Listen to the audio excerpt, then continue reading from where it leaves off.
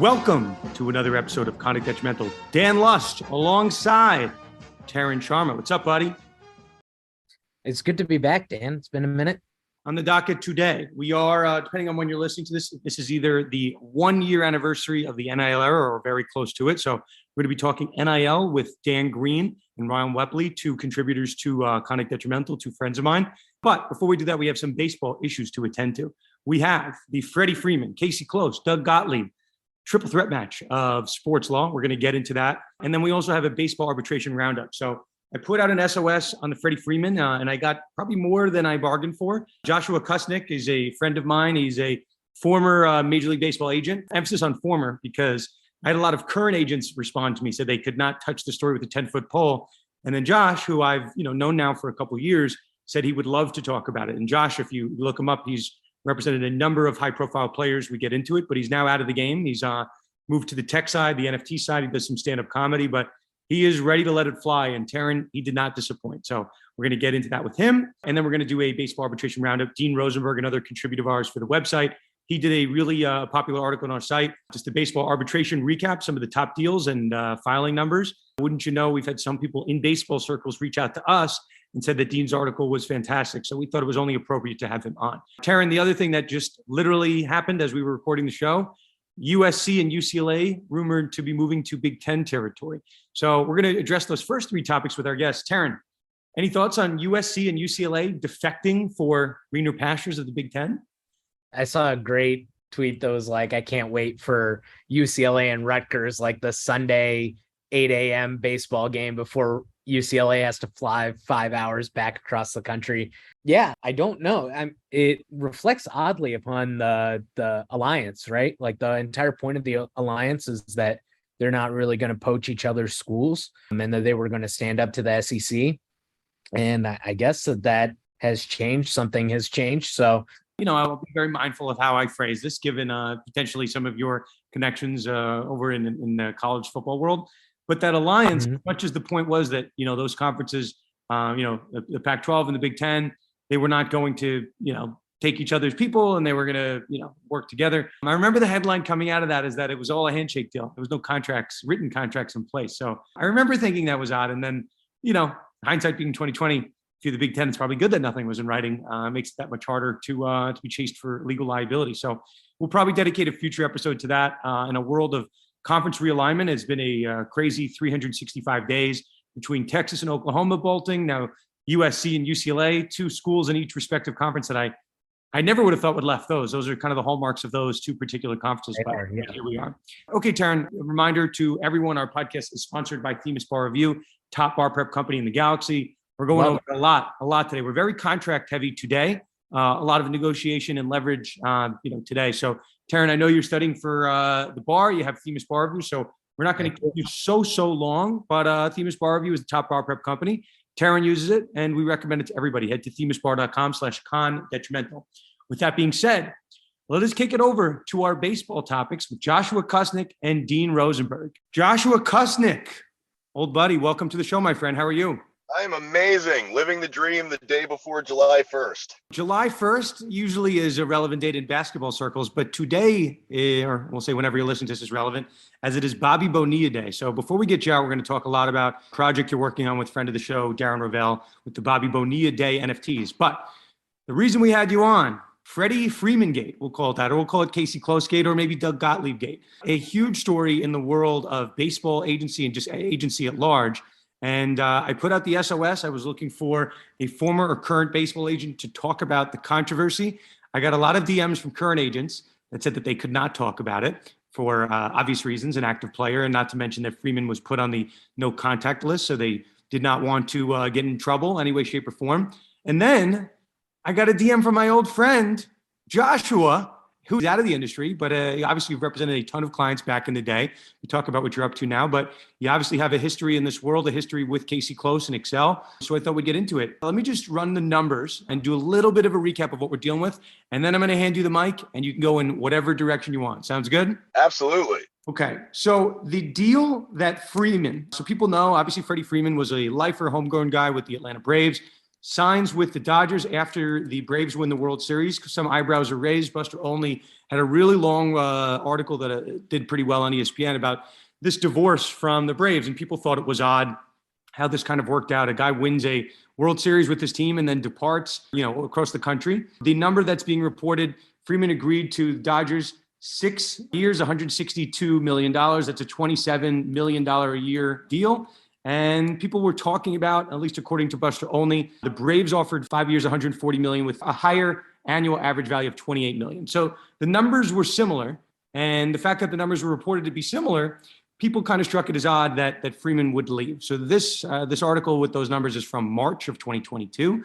We are now, as you mentioned, about to be in July of 2022. So, Josh, I'm going to give it to you. Obviously, the report is that something, we don't know exactly what, was not relayed to Freddie Freeman from his agent, Casey Close. What we do know is fact is that Freddie Freeman no longer has an agent, has fired Casey Close. We don't know what wasn't relayed. We don't know how to separate fact, rumor, innuendo, but we thought we would hand it to you to kind of give your insight as someone being in this world and maybe has dealt with these kind of high-level negotiations. But the floor is yours, my friend. Take it away. Yeah, I was an agent up until last year for 20 years. I was in the PA. I'm 40, started when I was 19, so it's not gonna make this about me. But for scope, I've recently been around stuff like this, and I know a lot of the people involved in the agency side. I know every single agent at that agency. And I guess to preface some of this, firstly, here's an anecdote from my days as an agent at the MLBPA meetings. Every year, every agent in the industry used to have to fly to New York, sit in a room, like kind of just bunched together. Every single agent or one person from every agency goes into a room and meets with the MLBPA. And we have to sit there and kind of listen to the State of the Union, where things stand, and they tell us about it. We're not allowed to talk about it with the media. I'm still technically not allowed to talk about it now, but Gosh, it's not being recorded. You're good. No, but yeah, no one's recording this. It's fine. Don't tell Rick Shapiro I did this. So anyway, my point is at that meeting, the last one I remember Rick Shapiro, formerly of the PA, running, he started the meeting at the PA with this statement. Guys, before we start, welcome everyone here from, to New York. It's a lot of travel, but we have to tell you, firstly, before we get started, everyone in this room, never under any circumstances ever talk to Buster Olney. So that was like what our mandate was, because he sucks generally. And I meant it as job, like not as a person. He's a generally pleasant guy. His reporting for me is just generally very bad. And I've told him this, so I don't feel odd sharing it with a few thousand friends. And the thing with Buster is he just writes what he's told. So I don't know who is telling him to write this. And I don't know whose agenda he is, trying to push here, whether it's an agent source that he may be owing a favor to for a story, whether it's the Braves trying to push a narrative like we're a good organization. But the end result is Excel gets fired by some reports that may or may not even be true. And for me, having been in those rooms, I know how those negotiations go. I mean, is it possible that I have not told a player every single offer that was thrown at me, every single one? Yeah, of course. There's hundreds of numbers thrown around during those negotiations.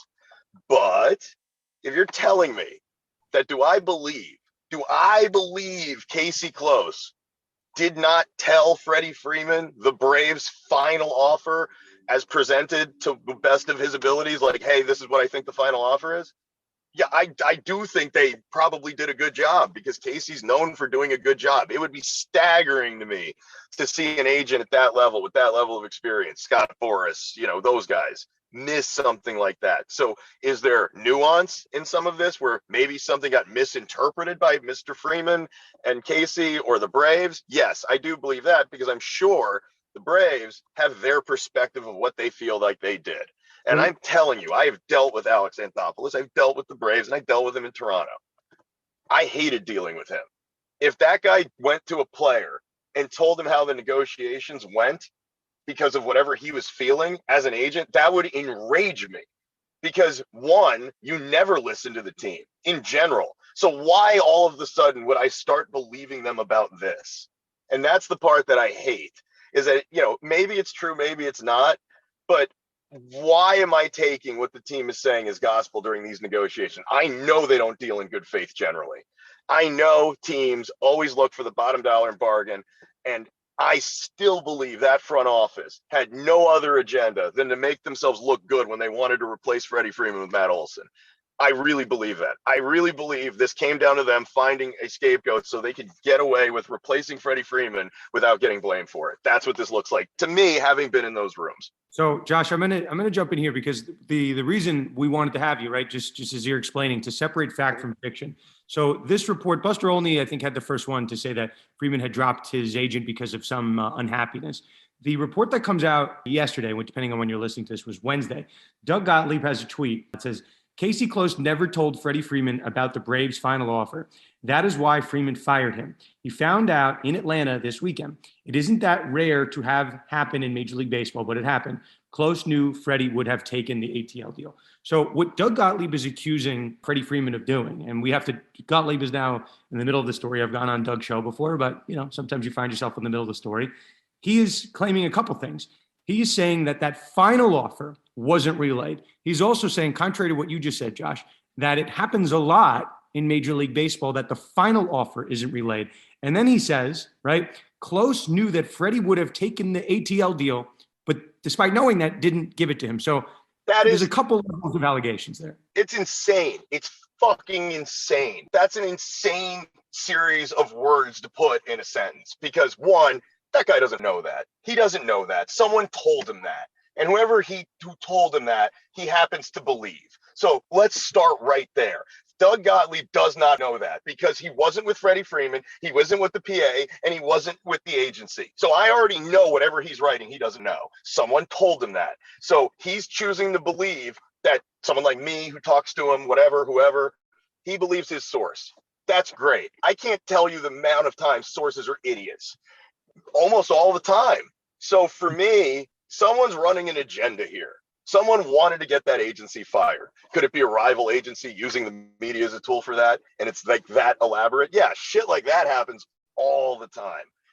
But the thing that usually happens is the player not always, players fired me all the time. It happens. Everyone switches. That's part of the business and it's evil. But the players who stick with you generally remember the entirety of the relationship. And they, like what Doug Gottlieb wrote, he found out in Atlanta. From who? Who told him that? Was it Alex Anthopoulos? Okay, as an agent, whatever those words are, like, hey, Freddie, I want to talk to you about the negotiations. As the agent, I don't care what that guy has to say about anything because I already know he's lying. I don't care. I'm not listening to a thing that man has to say about those negotiations because he was the guy not giving me the money in the first place. So why am I believing anything about the conciliatory part where he's trying to make the Braves look like the good guys here? That guy has an agenda just like everybody else. I never trust the teams. I certainly don't when it comes to money, and I definitely don't right now. And for me to defend an agency that didn't have the best history with me when I worked, that should tell you something. I don't like other agents. I hate them. I used to fight with BB Abbott when I was an agent all the time. He was the head of Excel. And that's the funny part to me. Within the industry, like other agents, Excel was known for being the singular most Atlanta Brave friendly agency in the business. And that's why Freddie had them, because Chipper Jones had them. So I can't stress this part enough. At some point, the player has his own agency where he can say, I just want to stay in Atlanta. No one made him do that. I can't believe this is getting talked about this way. Tarun, I'll give it to you. I mean, Josh, just before I give it to Tarun, all right, part of the show, right, we want to help answer the legal questions. So people try to dropping in my replies. They're saying, could there be a lawsuit here? Is this a breach of fiduciary duty? Is this? There's a lawsuit. If he did not tell the final offer, if that legitimately happened the way that it's being described, something's going to happen with the PA. The PA is going to come down like a damn hammer on anyone that may have done something with the gravity of that with a player of that magnitude. Like if I screwed that up with a guy that was a 6-year free agent, they would have suspended me. If that happened. What is the process then when a player and an agent have a dispute? You mentioned the PA. Is that who kind of arbitrates whether? It's a binding arbitration every time with the issues between players and agents goes through the PA through binding arbitration, and then you got to live with the results. It's when you sign your agent agreement, that's what you got to do. So it's always through them. That's why you don't really see a ton of lawsuits, because we got to go through arbitration. And even then, arbitration, when you look at it, you're like, oh, it's not worth it. So you just live with a lot of it. So do you think that this is where this kind of stops? He fires Casey Close, and then that's Yeah. Well, I mean, if here would be my prediction. Casey figures out who set this in motion. You know, I think it'll be very telling to see who Freddie hires at the end of this. That would probably be a good clue on maybe who had an agenda here. I would assume at that point there might be some lawsuits or arbitrations, but even then, you have to look at it like this. For what?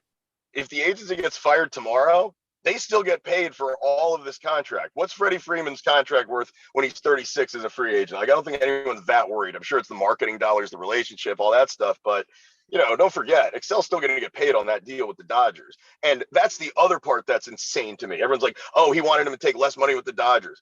They're literally getting paid less by him going to LA. Why would they do that? How do you mean they're getting paid less? With the taxes on the deal that Freeman signed, it would have made Excel more money after taxes, like Freddie, had he stayed in Atlanta, if what's being reported is true. So why would Excel ever say, hey, go to the Dodgers so our commission can be lower? Like that? No, that does not happen. So I wanted to ask a little bit about going forward. You've been in these rooms, you've had plenty of interactions with players. There was a comment that Clayton Kershaw made maybe last week about hoping that the Dodgers aren't Freddie's second fiddle. How do you think an issue like this affects clubhouse chemistry? Is this something that you think is weighing down the Dodgers at all? I mean, they're all pros. Nobody really cares. But I mean, again, you'd rather not have it be a thing than be a thing. But like, if you're asking me, like in the clubhouse, do the 5 guys making $40 million have their feelings hurt that somebody might be playing for money and not the love of the game? No one cares.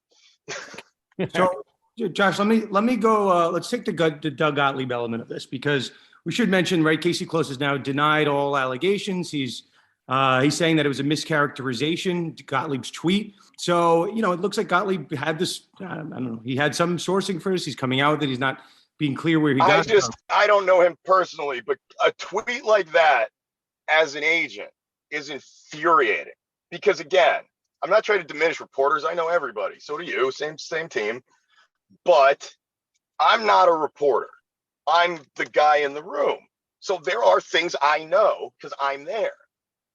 Doug Gottlieb's not there. I'm not saying you can't learn things, be shown stuff, but he's still dependent on who told him.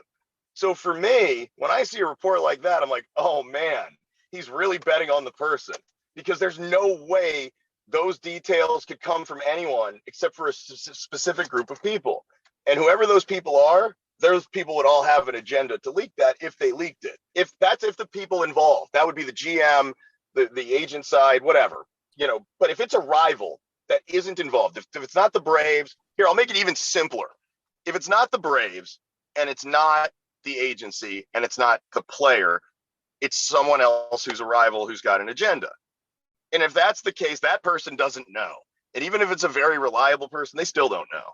And they're giving it to Doug Gottlieb like, this is what I heard. And then Gottlieb writes it as fact.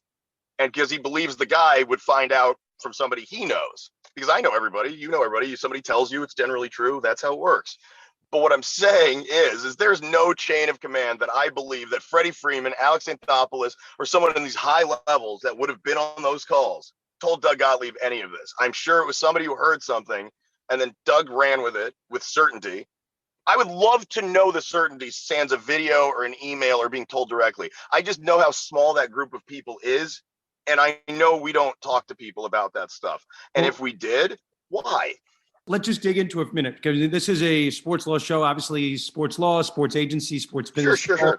They're all, you know, there's lines here, right? And we are, for better, for worse, right? At least what we do, we speak to a lot of people in the media. There is a standard and a type of case that would not go to arbitration, at least as far as I'm aware. A case between, yes, right? We spent a lot of time talking about potentially, right, a Freddie Freeman dispute against Casey Close. Assuming it's true, right, there would be ramifications here. It's a breach of fiduciary duty. It might be some version of tortious interference with the contract. There is some elements there, right? There could be potential damages. Yes. right? How much more money would Freddie Freeman made if he was a hometown Brave for the rest of his life and retired there, right? He got the Derek Jeter treatment, the Chipper Jones treatment. There is money there that he could probably argue he would have lost. And that's an interesting rabbit hole to go down. But again, the allegations are being denied. Now, a separate suit, the one I wanted to get into, right? If we're talking about a WWE triple threat match, right? We got Freddie Freeman versus Casey Close. That's one. And the other one that's now availed itself is, we've been alluding to it. It's a Casey Close potential defamation suit against Doug Gottlieb.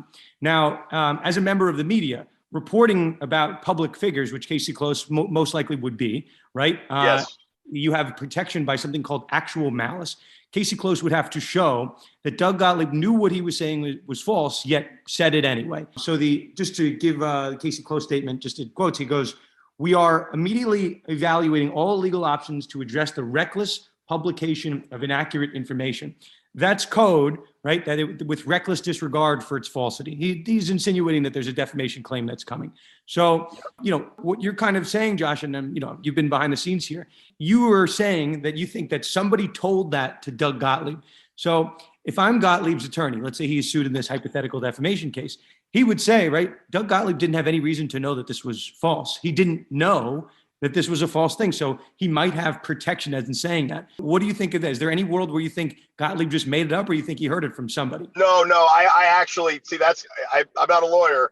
I don't believe he made this up at all. No part of me believes any reporter sits there and cooks this stuff up, because they don't last long. A guy like Gottlieb, say what you want about any of us, I don't believe that. I believe maybe it's a flimsy source and he has bad judgment, but I do believe someone told him, hey, check this out, and then he ran with it. And that happens all the time, and usually goes away in a day and no one cares. But in a case like this, he really caught fire, and now he's going to have to defend this a little bit.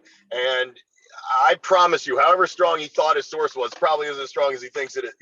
Today it probably isn't as strong as he thought it was. Listen, we're both sitting here, we're picking your brain. I mean, we're going to talk arbitration in a minute. Anything else on this saga, which I imagine will have a couple levels to it? Anything else that we have not talked about with respect to Freeman, Close, or Gottlieb that you think we should be discussing or people should know about? I had one. I don't want to jump everything, but I had one that the other reason that, if you're wondering why Casey Close would do such a vehement defensive, like an innuendo like this, is because if this ends up being true, it is so damaging that they probably would not get hired by many high-level players ever again. And this is the guy who repped Derek Jeter. That would not be good if they were the guys that didn't tell Freddie Freeman the final offer. Now, there are other agents that have been accused of this that survived it, like Scott Boras was accused by some relief pitchers that they didn't hear an offer and then they got hurt. I forgot which pitcher it was, but anyway, Boras survived that. And most agents do. But with a situation like this, where I shaded it for you earlier, where the agency was so tied to the Atlanta Braves organization, I can't imagine how many prospects they probably represent within that organization right now. So if Freddie Freeman fires them and they rep all these top prospects, ooh, that ain't good. The only part that you and I spoke about offline, but people are trying to figure out, right, exactly what you just said. What's in it for Casey Close? So you have some crazies in the replies that are saying, maybe he got paid a side of finder's fee, right, by the Dodgers, which I'm not going to believe. Never. We're issue spotting here. That is not legitimate. Yep. And I think the other one that people brought out, just that people should be paying attention to, you follow the Casey Close trail of clients, right? He does, it's well reported, represents Clayton Kershaw. Josh, I asked you about it offline, but any just your opinion, any truth to the rumor that an agent like Casey Close would be steering one of his clients to play right with Clayton Kershaw? Maybe another World Series ring helps his other client, right? I obviously know what the answer is, but I'll give you the floor on this one. Yeah, no, I'll answer it kind of little in depth. So no, that's insane. In fantasy land, fantasy baseball projection. So at the end of the day, every player, I'll spoil this for everyone, no matter what team a player is on that I represented, they all paid me in cash or wire transfers, and the dollars were all the same. So for the agent, I mean, as long as the player is happy, no one cared where someone went. And I'll tell you this from my career. It was important when a player told me, I want to stay here, I want to go there. If a player ever left it to me where he goes, I don't care where I want to play, we play, get me the most money after taxes. Just you do your job. I don't care. Go get me the money. If that ever happened, I'm literally telling you, I would have removed a guy who played 18 years with one team and sent him to the Marlins. I don't care at all.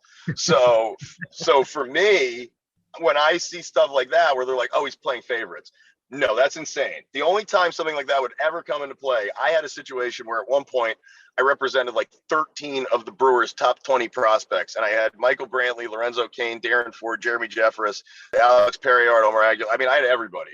And at one point, people were like, so you're really trying to take over the Brewers at this point?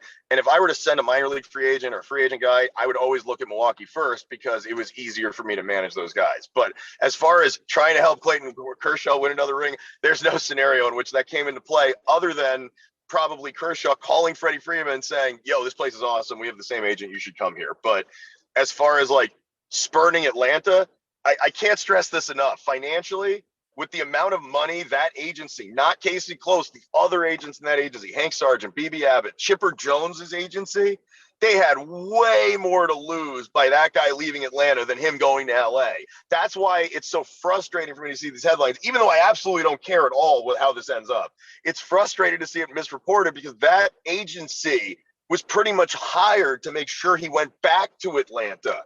So for me, it tells me the team's probably full of shit. Okay, Josh. So listen, we emptied the well on the Freeman stuff. Yep. To the extent we have more developments, we're going to get you back on. Let's bring in Dean Rosenberg. Dean, you with us, my bud? Yeah. Hello, gentlemen. Thank you for having me.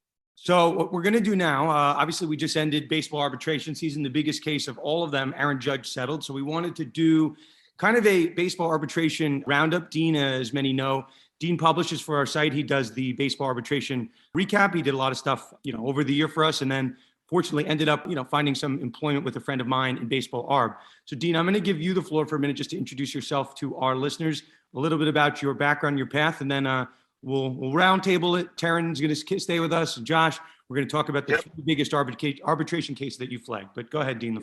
I just finished my second year of law school at Cardozo Law School. I played baseball at Hamilton College, which is a D3 school in upstate New York. And coming out of college, I was fortunate enough to work as a video intern with the Washington Nationals with one of their minor league affiliates. And that was kind of my first introduction to the business world of baseball, living with the players and kind of seeing what the grind of minor league baseball was like. And coming out of that, I kind of wanted to be more involved and be able to kind of equip myself to advocate for the players. I was living with 4 guys in a 2-bedroom house, sleeping on couches for most of the summer. Ended up applying to law school, and I heard that the number one kind of intersection between law and baseball is salary arbitration, which, for those who don't know, long story short, a player will file a player after their 3rd season. For a small group, it's after their 2nd season, then again after their 4th and 5th.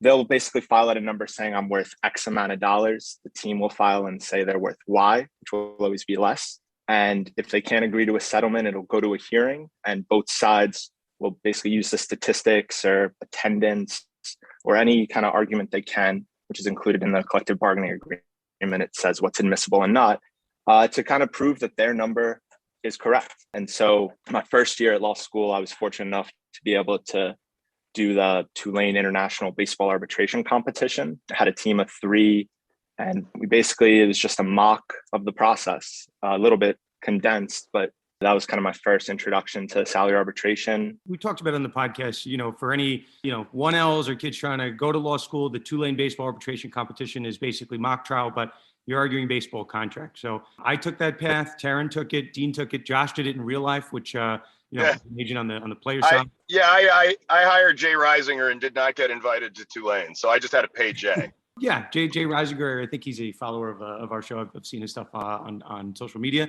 But yeah, Dean, why we wanted to have you on, in addition to writing for our site, you a little bit of the hustle, right? You started writing for the site, started reaching out to different firms like Jay Reisinger's that handle arbitration, and you found yourself with some employment this past cycle with an old employer of mine, Greg Torborg, over at Excalibur Sports. So you're writing for us, then you ended up working for my former employer, and it was a no-brainer to have you on. So let us bring in Josh and Tarun. Dean, what I asked you to do, I asked you, which you did a recap for the site. People should check that out now. Dean really recapped all of the cases that he thought were noteworthy and pointed out some key facts on each case. So people can check it out if they want more. But Dean, I wanted you to isolate 3 storylines from arbitration recapping. We just finished the cycle, and the ones you gave me, we'll address them in order, I think, of what's probably most relevant. Dean, take it away. Give us our top 3, and then the 4 of us will roundtable. We'll talk about each of them.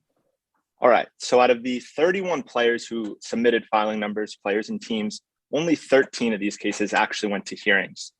9 of them resulted in club wins, 4 resulted in player wins. The first player we'll talk about is a player who was outside of this process, although he was arbitration eligible, and that's Rockies starting pitcher Kyle Freeland. He had already gone through arbitration twice, and this would have been his 3rd year through the cycle, but he was a Super 2 player, which meant he had this year and then an additional 4th year going through arbitration. And back in April, he signed a multi-year extension for 5 years, $64.5 million that basically removed him from the process, and he bought out his first 3 salary or his first 3 free agent years. That's example number 1, right? We have a player who had the chance to go to a hearing, settle on or go to hearing on a 1-year type deal. And the Rockies ended up saying, you know what, let's sign this guy long-term. Let's not deal with this process again. We can end it. So that's number 1. That's what could happen. You exchange numbers and all of a sudden you settle the case. You don't go to hearing. I'll give people 2 and 3 just a heads up, and we'll go into each one. So the big one at the end we're going to talk about is the Aaron Judge one. It's some massive numbers, and obviously Judge has been hitting the ball out of the art of the incredible clip this year. I actually saw an offshore betting line. 61.5 is now the over-under for his home runs for the year. I think they juiced the under. I think it was like minus 300. But the fact that there's even a line of that tells you a lot. So before we get to Judge, we have a guy like Max Fried, right? Player on the Atlanta Braves when there are 5 filing. So before we give it to you, Dean, Josh, as Dean wrote up in his piece and explained to me, we have the Atlanta Braves with 5 players, right, Dean? And all 5 cases went to hearing. Is that right? Yes.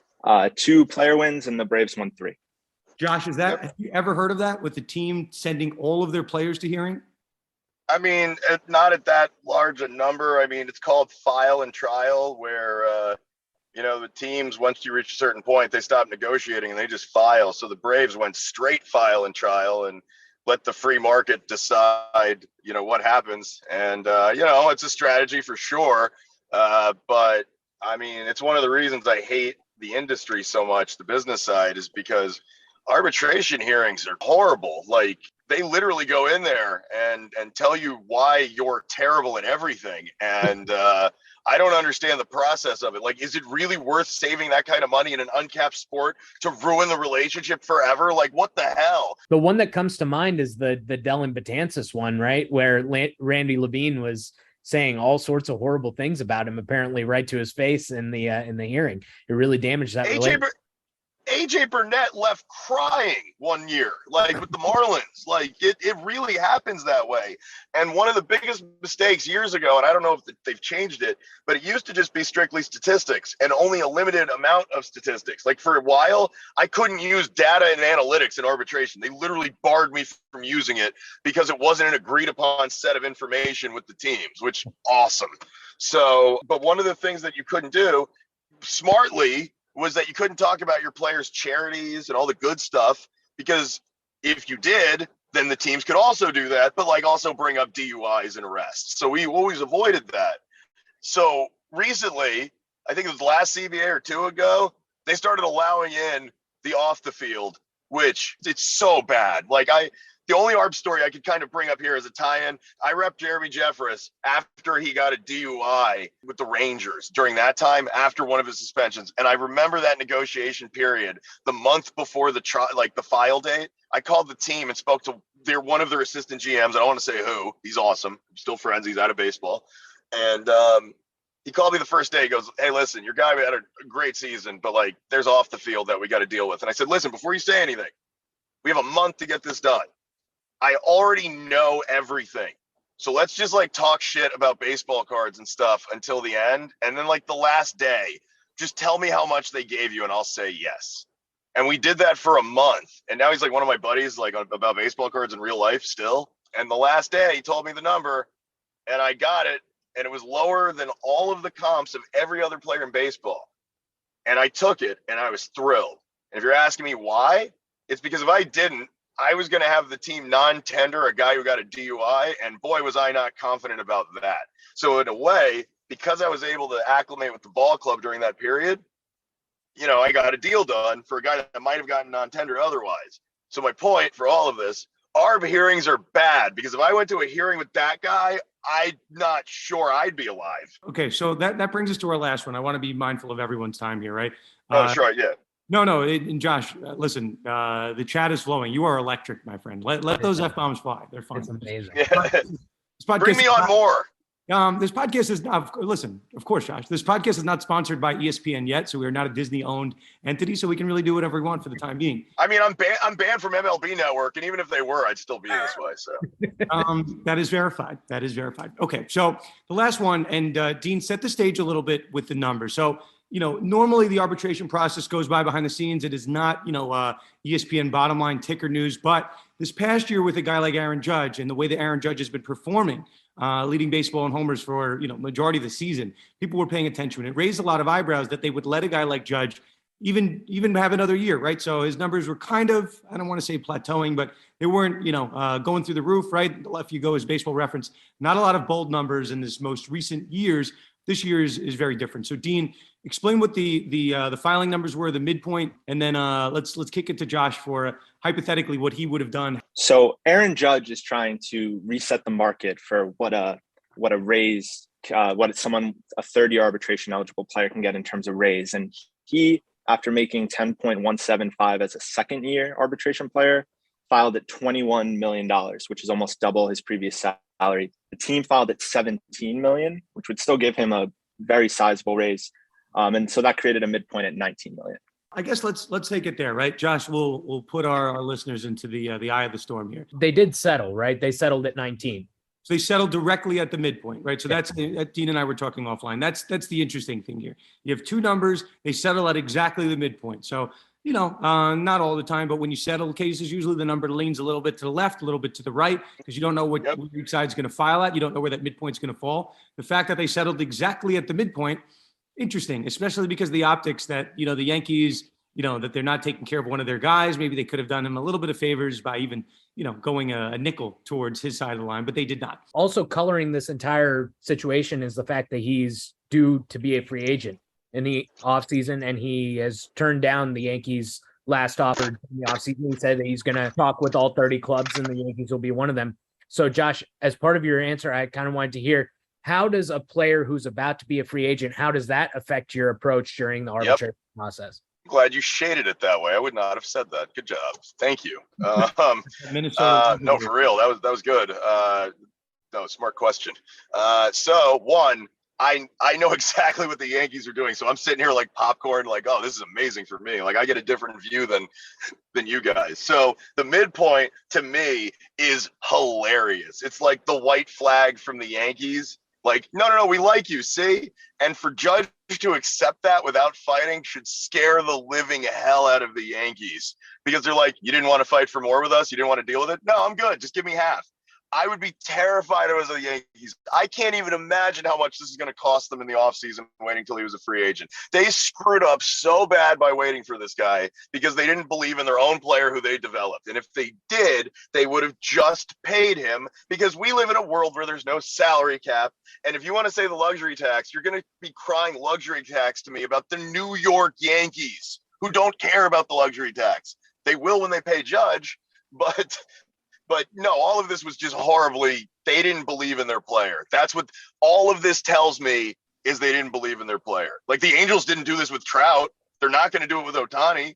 Why did it happen with Judge? It's because they misevaluated their own player. I mean, I'm just looking at the numbers just so people, if anyone wants to pull it up with me. I mean, I'm looking at, I'll just read off the OPS numbers, right? Judge as as his first full season when he wins Rookie of the Year in 2017, OPS of 1049, right? The years after that, 919, 921, 891, and 916. And those are with some injuries. This year, he's back above 1,000, and he's leading baseball in homers as we speak with 29. And he's playing center field. And he's playing center field. He's leading baseball. There's a lot of bold numbers popping up. So this is the first season since his rookie campaign where he's playing at a completely elite level. To your point, can you blame the Yankees for, not maybe underestimating him because he hadn't done this since? Yes, because they're not playing fantasy baseball reading stats like you are. And no offense to that, because that's what we do. I was literally doing stats, so I have no offense taken. No. But that's not how they calculate the money or what the value to the player is. it's this big, it's called the model. Every team has their own model. It's called an analytical model, and they make it with NASA scientists. And if something doesn't fit the model, people just say no. They don't think anymore. So because everybody has their models, their data models, like the Rays are slaves to it. The Dodgers kind of ignore it, which is nice. But every team has their model, and the Yankees have their model. And if their model tells them that that's what Judge is worth, they're going to stick to that model because that's what the model says. But that's insane, because you're not paying a lifetime achievement award. You are paying for the value today on what you think this guy can continue to go do and what that's worth. So based on what he's done previously, I would almost argue, looking at those numbers differently than you, that who else is capable of doing what he does at his best? And the answer is not many people. So if the Yankees looked at those stats and said, at his best, this guy can do that, well, if they're trying to mitigate for injury risk, well, that's great. But guess what? There's going to be a bunch of other teams that don't care. And Aaron Judge doesn't need to make the Yankees' problems his problems.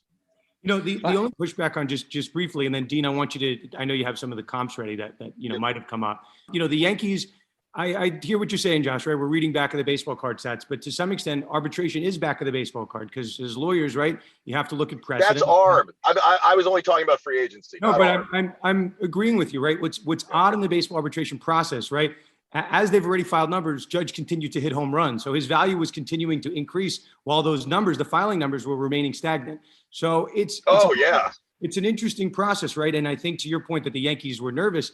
The more Judge kept hitting homers, right, the more Yankees fans said, just pay the guy, right? Sign the guy up long-term, because to your point, right, guys that hit, even, I'm going to call it down Judge here, right? 27 homers on 112 games back in 2018. Right. Not many guys are doing that and still have with a 400 on base percentage. So yes, maybe the market should be paying less, but then again, these type of guys like Judge don't grow on trees. So that's the other side of the coin. And one other point for the younger listeners, for real. When you have a guy like Judge, and I know Boris has these phrases like, a generational player, like he uses that one a lot. There are guys like Harper, Trout, Judge, like you guys could spend hours comping them to me as an agent. Like you're with the team and you're prepping your comps. Like this is what the team sees in Aaron Judge. I would set them on fire and laugh at you and say, go replace Aaron Judge. That's what I would say, because comps don't matter when you have Aaron Judge. Now in an arbitration setting, yeah, of course I got to go do the work. But now that they've hit the free agent point, oh boy, comps don't matter. The only thing that matters is, what do the Yankees look like with Aaron Judge, and what do the Yankees look like without Aaron Judge, and what's that worth? And the Yankees put the gun to themselves. Well, let's Dean, I want to give it to you. So what we're talking, it's interesting having your perspective on, because I would have just approached this from the perspective of the arbitrator making a decision based on comps. But Josh, to your point, you're building a baseball team. You're supposed to win championships. The goal is not necessarily to win arbitrations. So right. No, it is, right? So if the case went to a hearing, right, you need comps. You can't just come with an empty bag and hope no one calls your bluff, that you have no comps. Yes. So Dean, having been someone that this past cycle was working on cases, I'd ask you to come up with some comps, for the player side and for the team side with Judge. So hypothetically, right, if we were to have played this out to a hearing, what are the types of comps that would have come up here? So as Joshua was saying, Aaron Judge is very unique, and there aren't really players that are like him. So what the case really ultimately would have been about is trying to find players that filed around the same amount and could get similar raises, or have gotten similar raises in the past. And looking at the third time eligible market, there are really only two players who have ever gotten above 20 million. There's Mookie Betts, coming off his MVP year after the 2019 season, and then Francisco Lindor, coming off a top 5 MVP finish 2020 season. Both those players are 5-tool players. They run, they provide a lot of value on defense, as does Judge. But ultimately, this really would have come down to, I believe, health.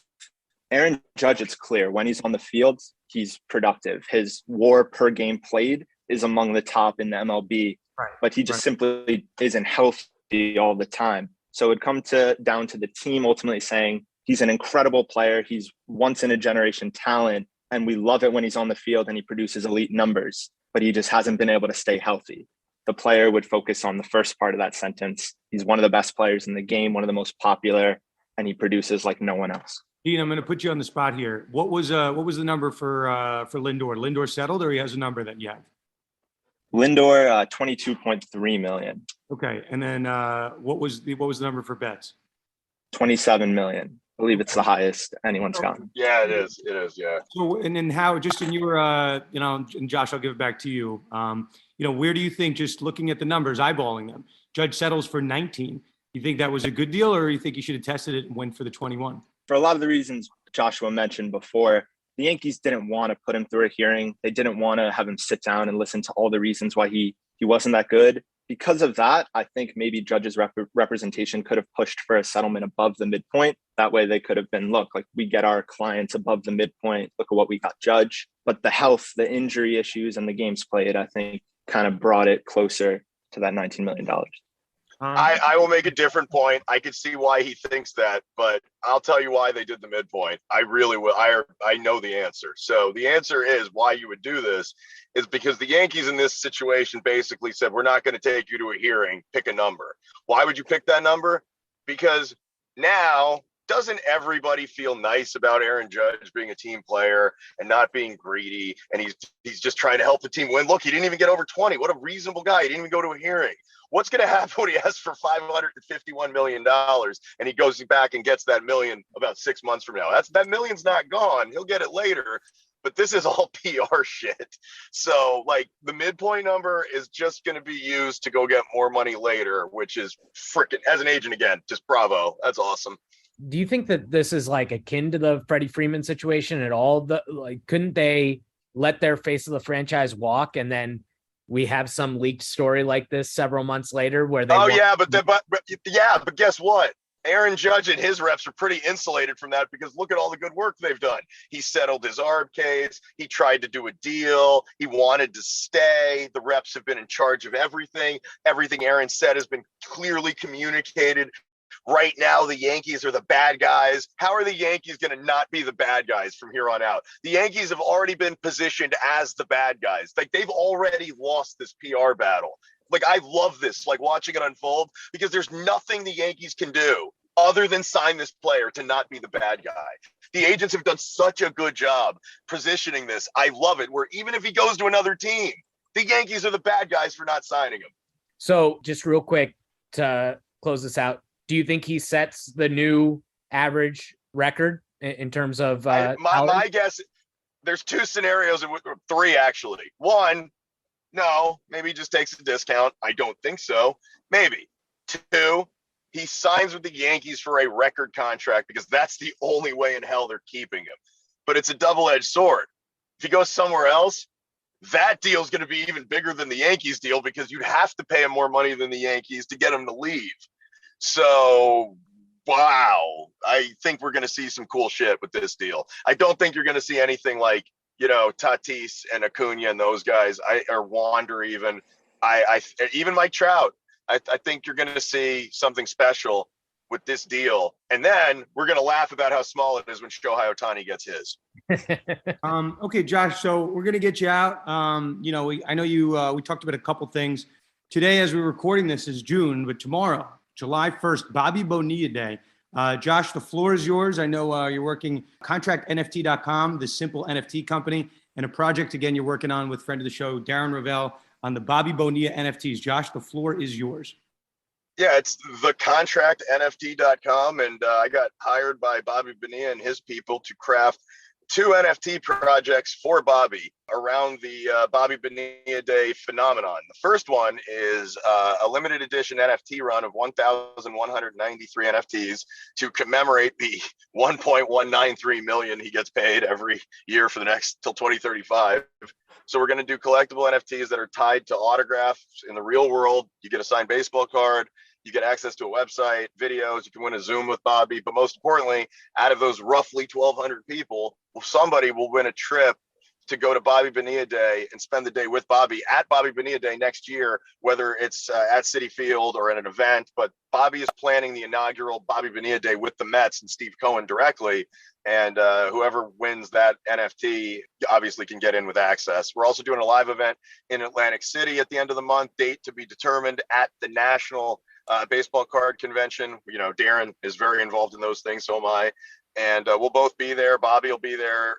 Dennis Gilbert, the agent who did his contract, who did the Bonilla deal, will be there because Bobby is selling his copy of the contract at Golden Auctions at the National this year. And there will be an NFT with it. And the NFT sale will get you the contract and the NFT itself and Bobby Bonilla Day access as well. So there's 2 trips, one in the mass market sale, one in the one-on-one sale. And that's what I decided to do with my time after being a sports agent for 20 years. I just figured I'd learn about tech for no reason. Knowing Darren Rovell like we do, I have a feeling he's going to be putting a bid on that contract. I think that's a well. 2 things, Darren. I bet my life will be bidding against Steve Cohen on that deal because Golden is partially owned by Steve Cohen, so that's hilarious to me. And secondly, Darren, for full disclosure, like I said, there's 1,193 NFTs. I've already been told he is personally buying a large amount of these so he can win the trip to Bobby Bonilla Day next year. And I'm like, you realize you could just cover this, right? And he goes, no, I want to win it. Screw this. I'm like, dude, whatever helps it sell out. I don't even care. Josh, all good. Pleasure having you. And listen, you were a fantastic guest. We'd love to have you back on, buddy. Really appreciate it. Thank you. And I'd like to plug the last thing. I am a stand-up comic and is potentially at the end of the month, July 28th, in Houston at the Secret Room. Supposed to be opening for Sarah Sherman from SNL with Radu Bondar and me. So I'm also doing that too. And my Instagram is at Joshua Kusnick. Shameless plug. Thank you for having me. Our absolute pleasure. Josh, you're welcome back anytime, buddy. Thank you. Big thank you to Joshua Kusnick and Dean Rosenberg for joining us for that baseball segment. Tarun, you are back with us. A reminder, in addition to Themis Bar Review, we have the lovely folks at Underdog Fantasy that sponsor this podcast.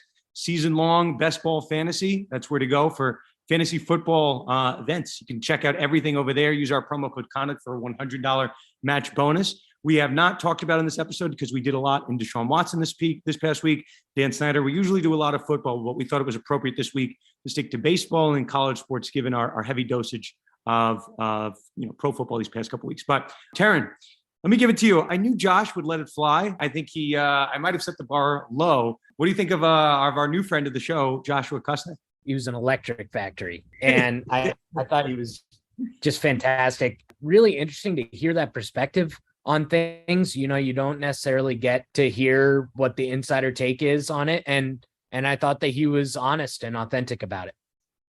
Yeah, I thought he was really good. Obviously, Dean has done a great job behind the scenes. And Dean, we'll go back to Josh in a minute because Josh is a character. But, I wanted to bring Dean on, and Tarun, you and I were joking kind of offline. Like, there's a lot of people that contribute for our site. And for those that did not see it, we had our 500th article published to the website. We've been in existence as a website for a little less than a year. So basically an article a day, a little bit more than that is fantastic.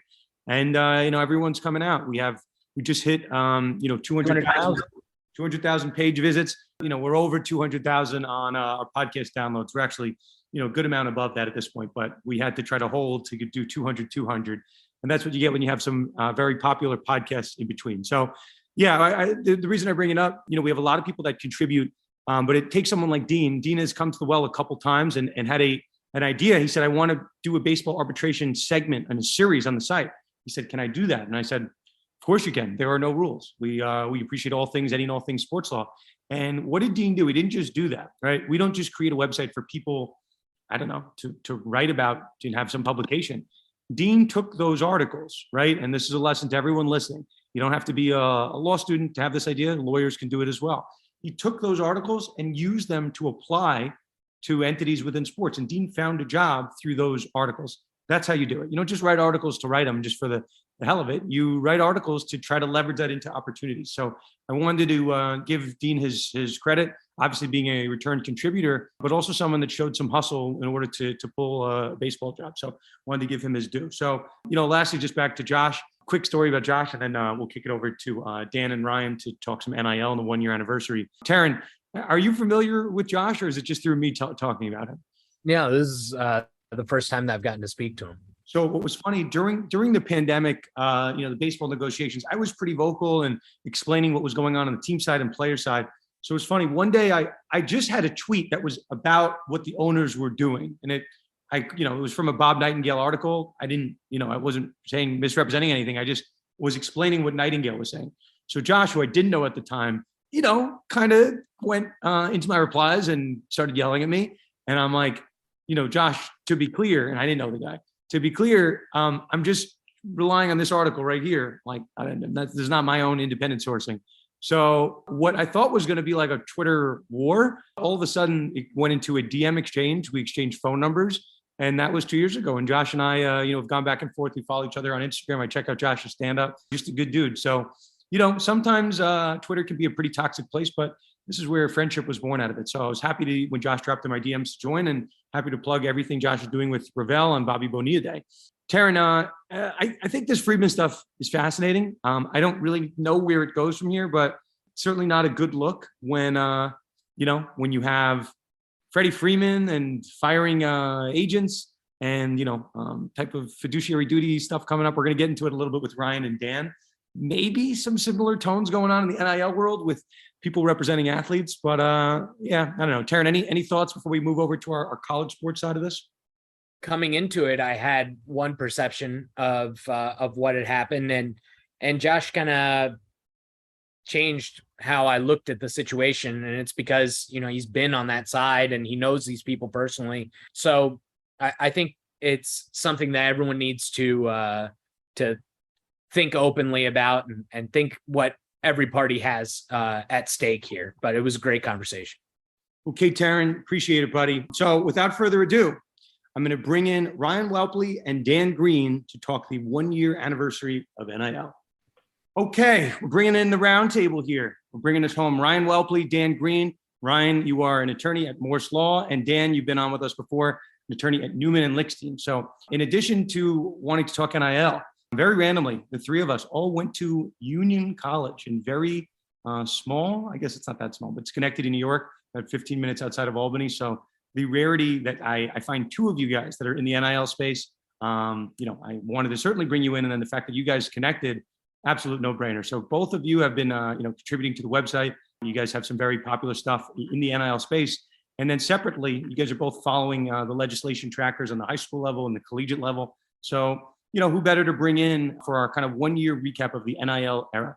So, I wanted this to be a conversation. I have some topics that I wanted to get into, but Dan, I'm going to start with you. Let's talk. We've been at 1 year in the NIL era. As much as things have changed, kind of still the same, since we're still in a cluster without any, no one's got the hammer, so to speak, from an enforcement perspective anywhere in the country, at the NCAA level or the state level. So a little bit of a cluster. So Dan, I'm going to give it to you, whichever way you want to take this. War stories from the past year where you think we can be improving as an NIL industry. But go ahead, the floor is yours.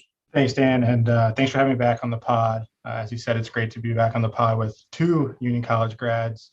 Some that may not know, 2014 NCAA Division I men's ice hockey champions at Union College. Always like to throw that out there. But yeah, happy anniversary for 1 year of NIL. As you said, it's been a crazy, crazy year, and a lot of personalities, a lot of, some controversies, and seems to be a lot of a mess, from schools catching up to states catching up, and then, going back and changing laws, and some states enacting certain laws. High school NIL, it's been a lot, but it's also been a lot of fun to keep up and evolve along with the industry. There's a lot to learn. I think, some of the stuff that's been going on recently on NIL Twitter is that everybody might seem to think they're an expert, but it's hard to be an expert at this point. There's so much to learn from, as lawyers, as marketing people, as agents, as schools, accountants, the whole thing. And I'm just looking forward to seeing what's going to happen in year two. I think year two is going to be a big year of education and NIL for the athletes and the schools and everybody else involved. So that's just my 2 cents to kick it off here. Yeah, so it's funny. We wanted this conversation to go to a number of levels, and you alluded to what's going on in NIL Twitter now, which has become an animal in its own right. We'll save that. I do have some thoughts there, and I'm sure you guys do as well. Ryan, kind of same question to you, but similar, right? High school, we have different states that have passed high school laws, collegiate laws. It's from my vantage point, it's still right a disjointed country that we're working in terms of what states have what, right? What agents are allowed to be registered in certain states? What really is entailed with being an NIL expert? Do you need to know all of the different laws of the land, right? Or you should be specializing in one state. But Ryan, I'll hand it to you. I know, really in your expertise, you had an article for us that really blew up on really kind of like taxes, right? That's some point that really no one is thinking about. So Ryan, speak a little bit about your kind of understanding and familiarity with taxes and how that's probably an underrated equation in this NIL era. Thanks for having me on the pod, Dan. It's nice to join two union alums and just kind of go off your point with taxes and financial literacy in general. The NCAA just came out with recent surveys that, a third of the athletes that were surveyed want more help navigating this industry. And half of them said that they need more help with taxes, that, this for a lot of athletes, this is the first time ever filing taxes. And so when I wrote an article, I wanted to do it from a perspective of an athlete, kind of a Q&A of going through, what's an independent contractor, what's a 1099, what type of taxes you have to pay on the federal and state level. And it's just trying to explain basic concepts. I think athletes right now are getting overwhelmed with so much information. And a lot of that information is being thrown in forms of, pamphlets, slide decks, things of that nature. But I think what the athletes are starting to say is that we need more help on the individual basis level, whether that's one-on-one meetings or sitting down and walking through taxes forms with them. I think that is what's going to set up year two from a tax perspective and financial literacy, is that there's education programs happening, but they need to be more on an individual basis and not spewing information at athletes. Athletes that have enough time where they sit through lectures and have people talk to them. They need someone to interact with them and be more practical. So I think from a tax perspective, it's just instilling basic concepts, walking through different tax forms with them, having them understand that they're going to have to pay taxes on the NIL compensation, whether it's cash or non-cash compensation, and just instilling those concepts. So I guess, I think this is probably as good a time as any, right?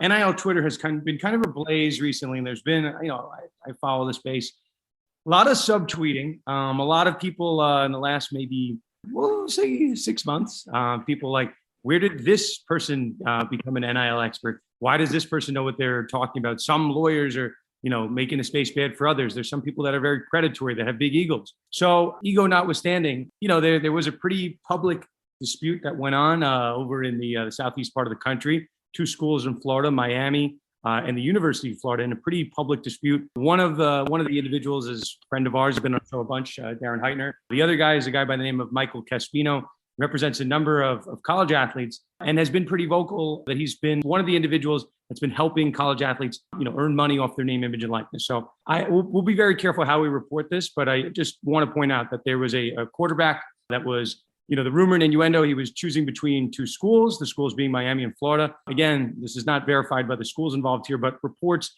were that Florida offered a number in the low 8 figures. Miami offered a number in the very high 7 figures.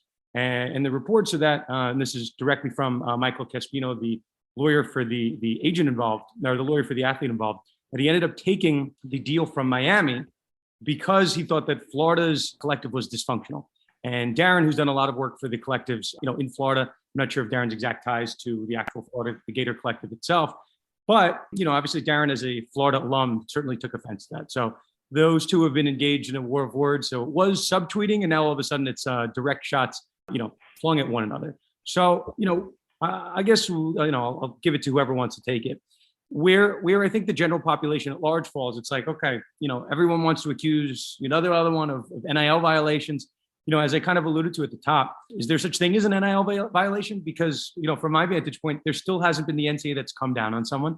The state has not come down on anybody. So I see the fans and the replies, right? And there are people yelling at Darren, who is an alum of Florida, saying like, this is why we're not landing the top prospects, because we're not bending the rules. We're not, and it's like, so we're really yelling at someone like Darren. I have no idea what Darren's involvement is, but like, fans are basically saying we should be cheating in order to land the top prospects. And that just, it seems odd. And then again, you have people that, I've spoke to those people as well, that don't want any state regulation. And they say, the line is where the schools want to make it. And so there's nothing wrong, even if a quote unquote NIL violation was committed, if no one's enforcing it, no such violation exists, right? That there are no rules if no one's being punished for them. So Ryan, Dan, I'll hand it to you. Are you guys okay and comfortable with this? This is the NIL era, that it's just, we're making rules on paper, but no one's actually punished. Like, is that okay? Looks like Florida, the state of Florida has been the epicenter of a lot of these NIL controversies. You have, as you said, you have Darren and you have Caspino and you also have John Ruiz. Feels like it's the making of the NIL reality show being played out on social media here. But I mean, everything set aside with who's accusing who of what and everything like that, to me, it's all about the athlete. As long as, the athlete needs to be first and foremost, whether you're an agent, school, lawyer, their best interest should be kept in mind. And I don't think this is the first occasion where an athlete's had to come out after the fact with a statement kind of clarifying things, or, because they've been put in a tough spot. And I think that's a part of what this argument's been about. And as you said, with the lack of enforcement so far, we keep hearing that the NCAA will enforce at some point, one way or the other. That you need to protect the athletes first, because they're students, they don't know as much, and they're putting their trust in their agents and their lawyers. And any agent or lawyer that's not going to put the athlete first and maybe be out there for their own sort of game, marketing, making more money, you got to think twice about that if you're an athlete.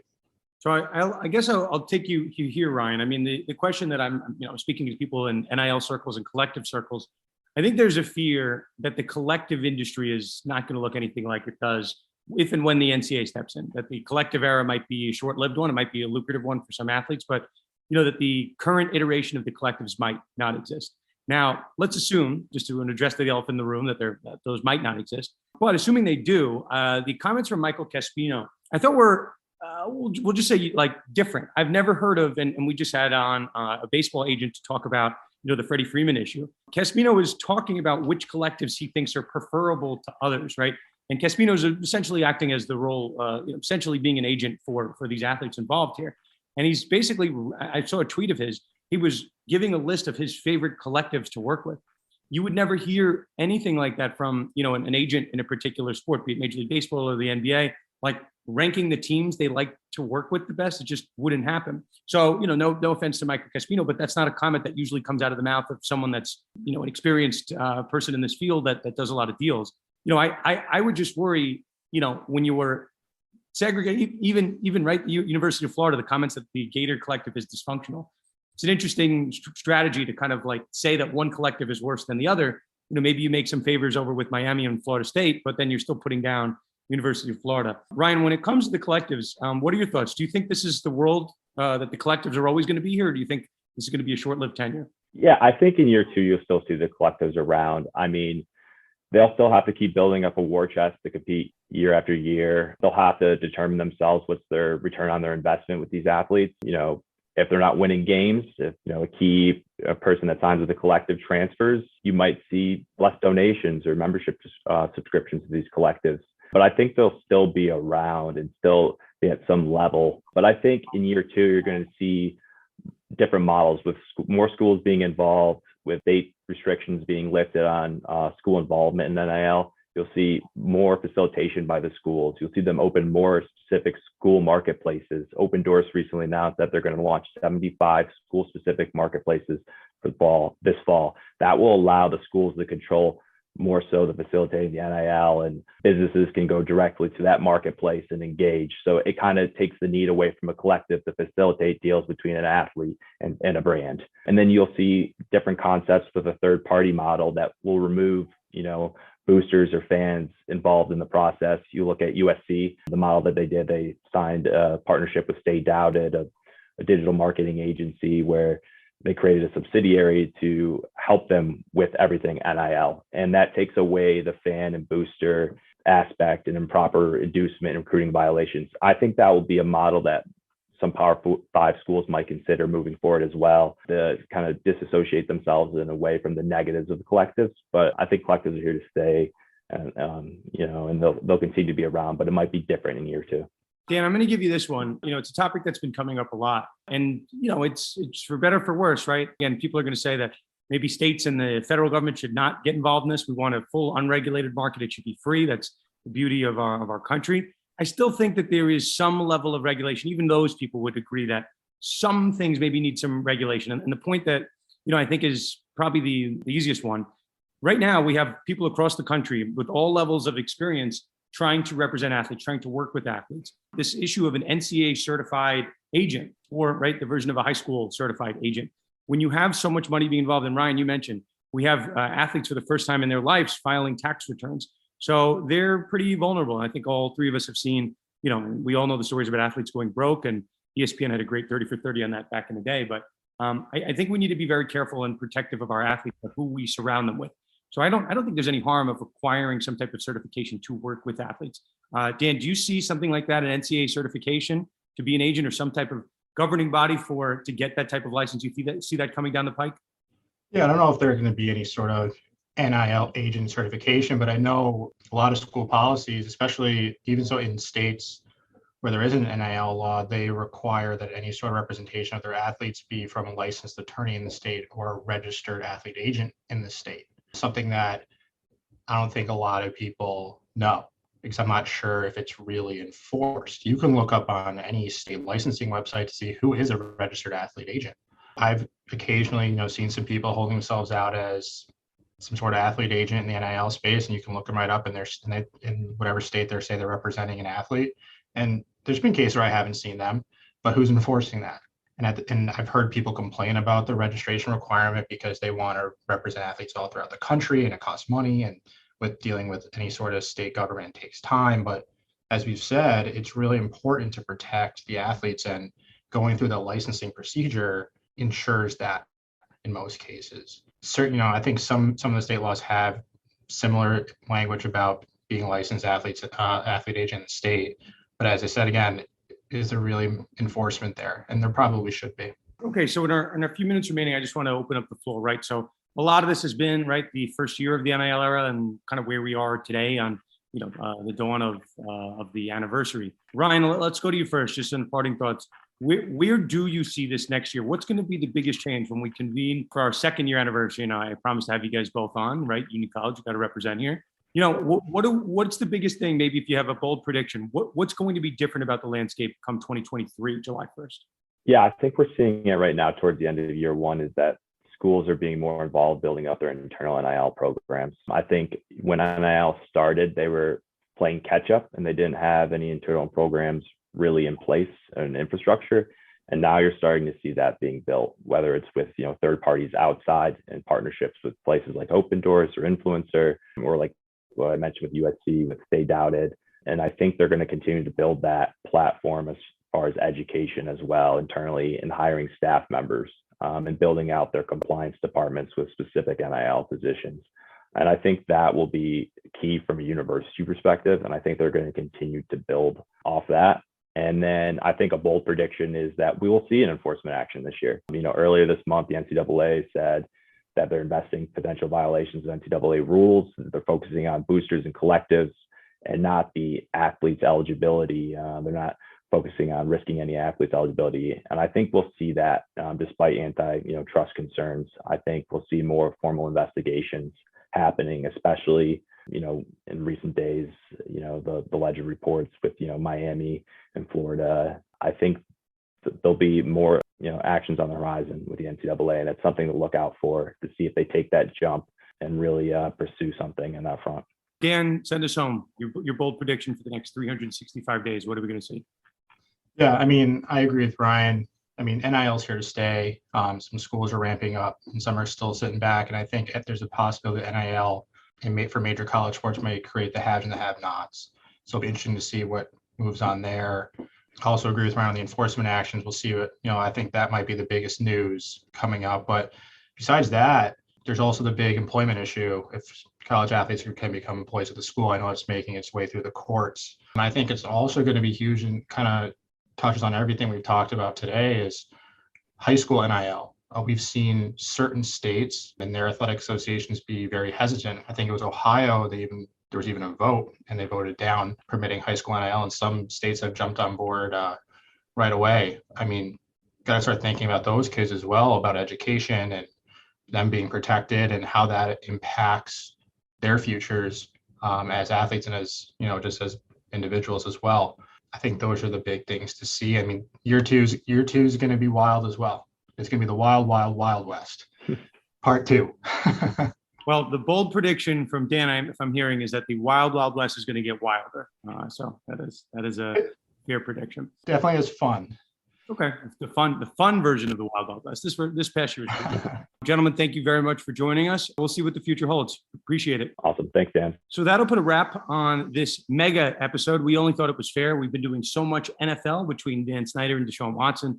We wanted to go into the NIL, obviously the 1 year anniversary, and we had baseball arbitration. We had Freddie Freeman. So certainly a lot of ground to cover. But yeah, obviously, there's no shortage of sports law stories. USC, UCLA, bolting, and as we were recording this, news that Kevin Durant has demanded a trade from the Brooklyn Nets. So it's just not enough time in the day to cover everything on sports law. That being said, from Dan Wallach, from myself, from all of us here at Conduct Detrimental, we will see you all next time on another episode of Conduct Detrimental.